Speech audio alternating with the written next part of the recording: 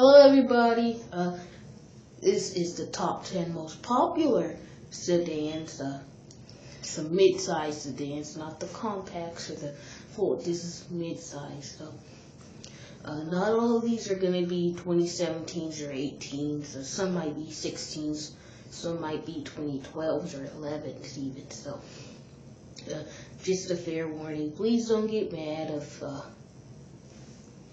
if you say, oh, this one was a 2017, but you put that one as a 2010. I'm sorry, not everything's going to be accurately correct for these cars' model years. And so now, let's go ahead and get started with number 10. The Chrysler 200. Now, this one is a 2016 because they didn't make production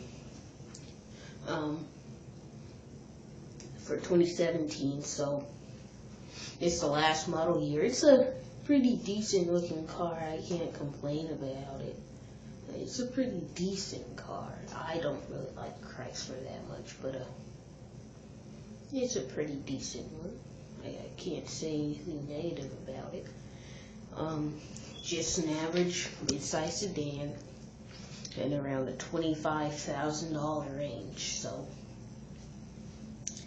nothing too shabby there. Number 9, the Dodge Charger. Now this can be a sports sedan with 470 horsepower, or as much as 707 horsepower, which is really ridiculous. But if you just want the simple version, just to go around town in, or just haul the family in, this is a good car. I know that in some sources it's a full size, in some sources it's a mid-size, so I'm going to say it's a mid-size. Moving on to number 8, Chevrolet Malibu. Again, nothing too bad about this car. It's just an average car. It's not ugly. It's just average. There's nothing I can say about it. Now, these are some really popular cars on here, so yeah. I mean, if I really do look, no matter what generation, I'm pretty sure I'll find at least 10 on the road in a day. Number 7, the Volkswagen Passat. Now, a lot of people do get confused with the Jetta and the Passat. No, the Passat is the big brother, and the Jetta is the little sister, or the little brother. The Jetta is compact, and this is a mid-size, so now you know the difference between a Passat and a Jetta. Also, the Passat is just a little more luxurious. Number 6, Mazda 6. Now, I'm pretty sure that most people won't expect to see a Mazda on this list, but I've seen quite a few Mazdas around here. Quite a few. So I can't complain.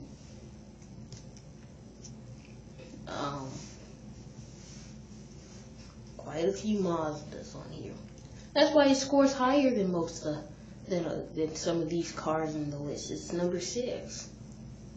Number 5, halfway there, is Ford Fusion. Now these are really popular.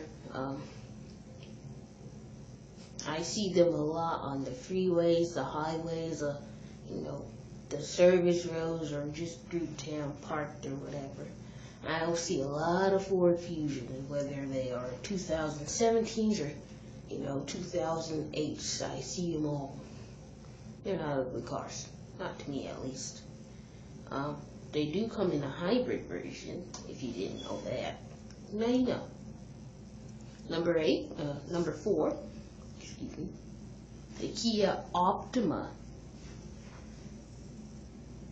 This is a nice car that Korea produced here. South Korea produced. I like it. not my favorite go-to car, but if I had to drive it, I'd drive it. It's not an ugly Optima, not an ugly Kia. Because Kias are actually really reliable also, so. Number 3, the Nissan Altima, or Nissan Altima, as most people call it. It's a pretty decent looking car. Nothing wrong with it. But if I put this against the Kia, I think I'd take the Kia. Just because it's more reliable than the Nissan. Number 2, the Honda Accord. Pretty obvious. Now, this is a really nice mid-size sedan. For a mid-size sedan, it's really nice. But you put this against really nice cars, and this will just look, out of place. And so, yeah.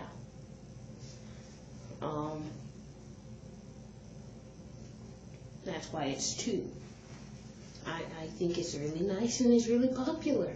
Tons and tons of people drive these where I live. Tons and tons of people. I see them a lot. Accords. And they're not ugly.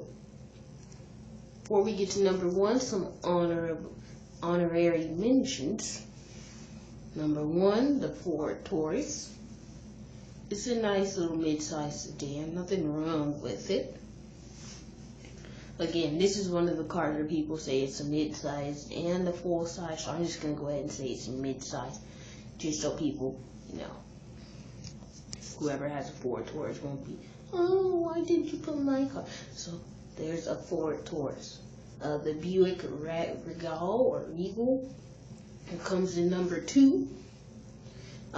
In the middle, it's a pretty decent car. It's also a luxury vehicle.